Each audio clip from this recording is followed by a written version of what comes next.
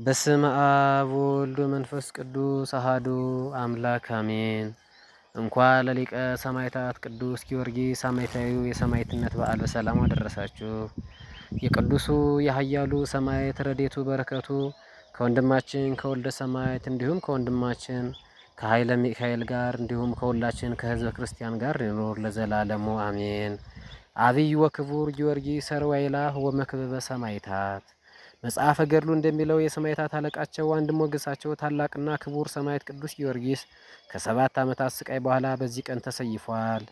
የሰማዕቱ ረድኤቱ በረከቱ ጽድር ሆኖ ይደርብን። ጥንተ ነገሩ እንዴት ነው ብሎ ቅዱሱ የተወለደው ከአባቱ ዘረንቶስ ወይም አንስጣሴዎስ ከእናቱ ቴዎብስቲያ የድሮ ፋርስ ግዛት ወይም ፍልስጤም ወይም ደግሞ ልዳ ውስጥ ነው። የተባረኩ ወላጆቹ ክርስትናን ጠንቅቀው አስተምረውት አባቱ ይሞታል። ቅዱስ ጊዮርጊስም በ20 ዓመት ሲሞላው የአባቱን ስልጣን እጅ ለማድረግ ሲሄድ የቤሩት ወይም የአሁኗ ቤሩት ሊባኖስ ሰዎች ዘንድ ወደ ራጎን ሲያመልኩ አገኛቸው። እርሱ ግን የከተማውን ሕዝብ አስተምሮ አሳምኖ ወደ ራጎንም በፈጣሪው ኃይል ገድሎ መንገዱን ቀጥሏል። ቅዱስ ጊዮርጊስ ወደ ዲያኖስ 70 ነገሥታት ዘንድ ሲደርስ ክርስቶስ ተክዶ ወደ ጣዖት ሲሰገድ ነበር።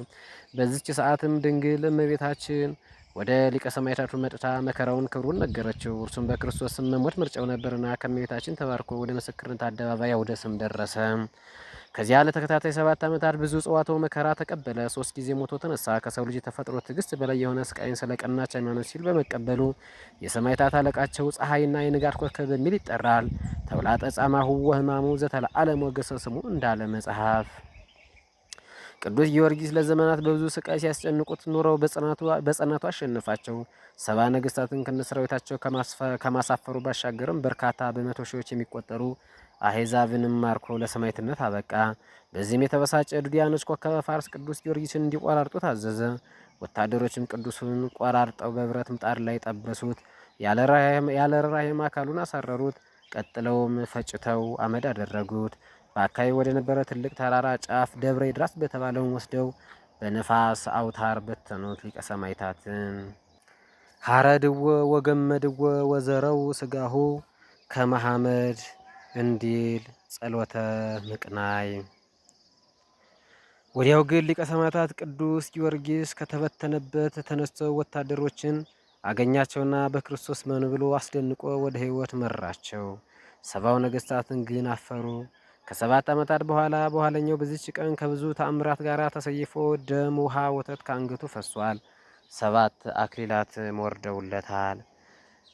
በ290ዎቹ አካባቢ ሰማዕት ከሆነ ከጥቂት ዓመታት በኋላ በዚያው በሀገሩ ደብር አንጸው አጽሙን አፍልሰው ቀድሰውታል። ቅዱሱ ሰማዕት ከሰማዕትነቱ በፊት ሆነ በኋላ ተአምረኛ ነው።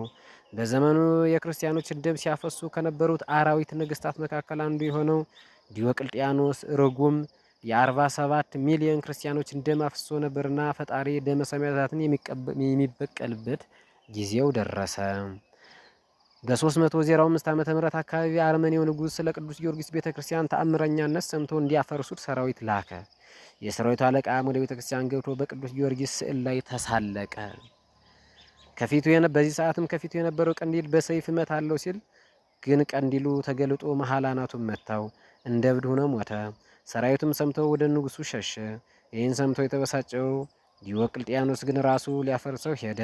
ከቤተ ክርስቲያኑ በር ላይ ሲደርስም ሚካኤልና ገብርኤል ዓይኑን አጠፉት። እገባለሁ ሲል ቅዱስ ጊዮርጊስ ከላይ መረዋውን ደወሉን ለቀቀበት። ራሱን ቢመታው ደነዘዘ። የብዙ ቅዱሳን ደም የጠጣው ርጉም ንጉሱም አብዶ ለ7 ዓመታት ፍርፋሪ ሲለምን ኑሮ ሰይጣን ከገደል ጫፍ ወርውሮ ገድሎታል። አምላካችን እግዚአብሔር ከኃያሉ ሰማዕት ጽናትና ትዕግስት ከበረከቱም ይክፈለን። የሊቀ ሰማዕታት ረድኤቱ በረከቱ አማላጅነቱ በሁላችን ላይ ጽፍ ድርብ ሆኖ ይደር። ወስብሐት ለእግዚአብሔር ወለወላዲቱ ድንግል ወለመስቀሉ ክቡር አሜን።